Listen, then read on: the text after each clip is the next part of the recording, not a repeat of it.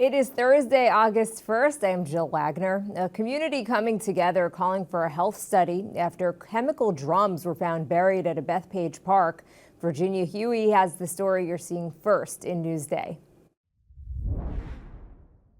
I was angry. For Jessica Ostrowski, the sight of workers in full hazmat suits unearthing 22 chemical drums beneath the former Grumman Aerospace dumping grounds was unnerving. The discovery on the site now known as Bethpage Community Park stirred up decades-old suspicions about the toll she believes living in the neighborhood may have taken. Every birthday and Mother's Day since I spent in the cemetery. Ostrowski lost her mother Barbara to cancer at age 49 in 2002. She says two other women living directly next to her on Jacqueline Street also died of cancer.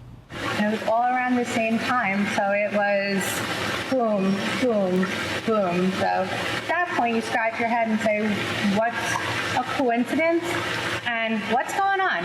Ostrowski is among former and current Bethpage residents, along with several local lawmakers, now demanding answers. They're calling on the State Department of Health to conduct a new comprehensive study of cancer and other illnesses in the area where Grumman's historic disposal of toxic waste polluted soil and groundwater. So we know the water is tested, we know that the site is tested, but our confidence has been shaken. So we need to find out whether or not people really are going to be safe for the long term. The concrete encased drums discovered this spring contained numerous cancer-causing metals and compounds that Grumman had used in its manufacturing. Environmental regulators said there's no evidence the drums contributed to the already well-established contamination of Bethpage by the same materials. Newsday investigative reporter Paula Rocco, who has been covering the story for 6 years, says many residents who've lost loved ones to cancer are not convinced. In 2013, they only studied a 19-20 block area right by the park where there were some soil vapors of chemicals that kind of seeped into below people's homes. And they said that there was no evidence that there were any unusual rates of cancer in that area. And that disappointed and angered people back then because they said, well, they didn't really look hard enough. Among the chorus of critics, Town of Oyster Bay Supervisor Joseph Saladino. He told Newsday, quote, the continued discovery of Grumman contaminants in the ground, along with the growing plume, warrant an updated and in-depth health study. This is my sister, Cindy. Christine Fischetti agrees. She lost her sister, Cindy, at age 4 to a brain tumor in 1961. Fischetti and her sister lived on Sycamore Avenue, not far from the land where chemicals were dumped and drums buried. When I read about the drums that were encased in the cement that was buried on the property, then I really, they must have known something was not right or hazardous. The State Health Department says there are no plans to launch a new health study. This, as a second contractor is currently scanning the soil beneath Bethpage Community Park for more drums. A State Health Department spokesperson said, quote, when and where community concerns are raised, the Department of Health's role is to evaluate whether there are or have been exposures that may have affected public health and to provide a transparent report with an explanation of previous and current health risks. This role has been carried out. More should have been done. Ostrowski and other Bethpage residents who've lost loved ones to cancer say the state's position is short-sighted. Nothing's bringing these people back, but what we could do is save the future. Newsday reached out to Northrop Grumman for comment, but we have not heard back. For NewsdayTV, I'm Virginia Huey. Read more about this story on Newsday.com. Click Get More below the NewsdayTV video box. Happening today, the man accused in that deadly nail salon crash in Deer Park is due back in court. Sources telling Newsday 64-year-old Stephen Schwally of Dix Hills will be arraigned on murder charges today in Riverhead. Prosecutors say his blood alcohol content was more than twice the legal limit when he crashed into Hawaii Nail and Spa in June. 4 people were killed, including an off-duty NYPD officer, the shop's co-owner, and 2 employees. 9 others were hurt. Some families of 9/11 victims are outraged after some of the attackers cut a deal. Alleged mastermind Khalik Sheikh Mohammed and 2 of his co-defendants reached plea agreements. In a letter sent to the victims' families, the Defense Department says the men will plead guilty and avoid the death penalty. I'm just deeply disappointed that they chose today. I'm deeply disappointed that they chose to do a plea deal at all. Nearly 3,000 people, including hundreds of Long Islanders, were killed in the 9/11 attacks. More housing could be coming to Kings Park. Developers filed plans for a 3-story mixed-use apartment complex dubbed Cornerstone Kings Park. The $22 million complex on the corner of Meadow and Indian Head Roads would include 50 luxury apartments and an underground parking garage. A Hauppauge nonprofit will build 32 houses in North Bellport, each with attached 1-bedroom accessory apartments.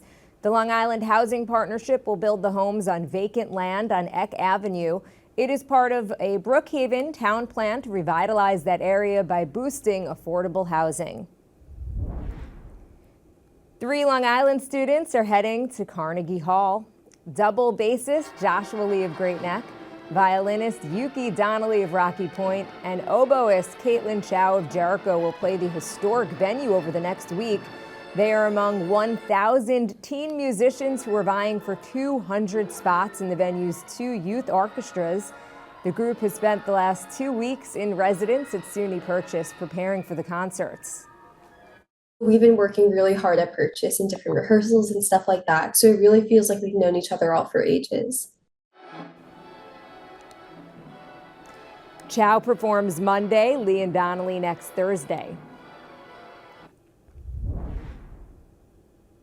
Excitement is building for this year's International Film Festival. Rafer Guzman has a preview. The Hampton's International Film Festival is on its way with 2 movies shot right here on Long Island. The first is Martha, a documentary on Martha Stewart.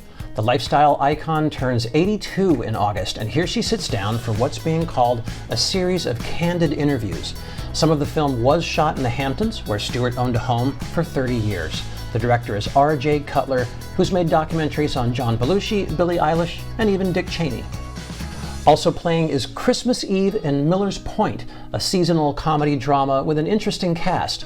There's Michael Cera, Francesca Scorsese, daughter of Martin Scorsese, and Sawyer Spielberg, son of Steven Spielberg.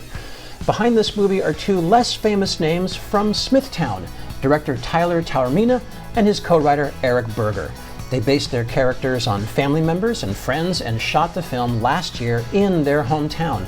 It's the rare Long Island production to have its world premiere at the Cannes Film Festival. The 32nd Hamptons International Film Festival runs October 4 through 14, a few days longer than usual. Organizers haven't announced the full lineup yet, but you can find information on these films and others at hamptonsfilmfest.org. Advance passes and packages go on sale September 4th. I'm Rafer Guzman for NewsdayTV. Read more about the Hamptons Film Festival on Newsday.com. Click Get More below the NewsdayTV video box. What's Up on Long Island is brought to you by EastEndGetaway.com. End up here.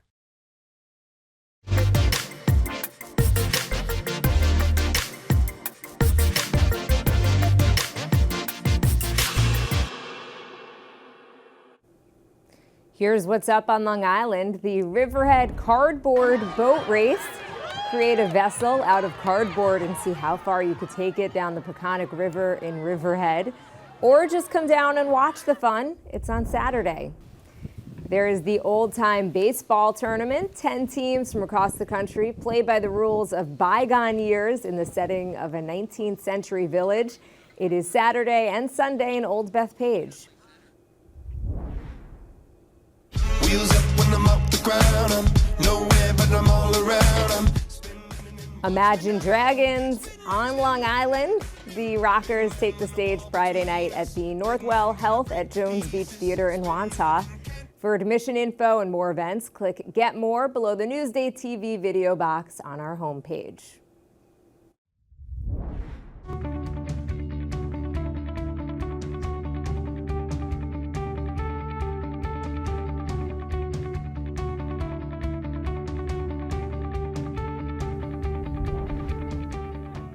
Checking out your hyperlocal Thursday forecast, the heat and humidity are back. Here is a look outside at Atlantic Avenue Beach in Amagansett. Hazy sunshine today. Some parts of the island will feel like 95 to 100 degrees outside.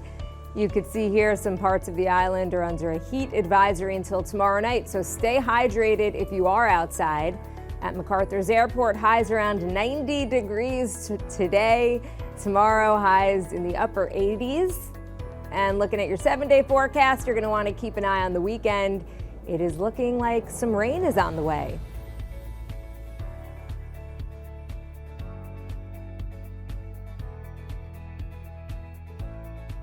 Long Island weather is brought to you by Sun Nation Energy, helping Long Islanders save on their energy bills for over 20 years. I'm Jill Wagner. Thanks for watching.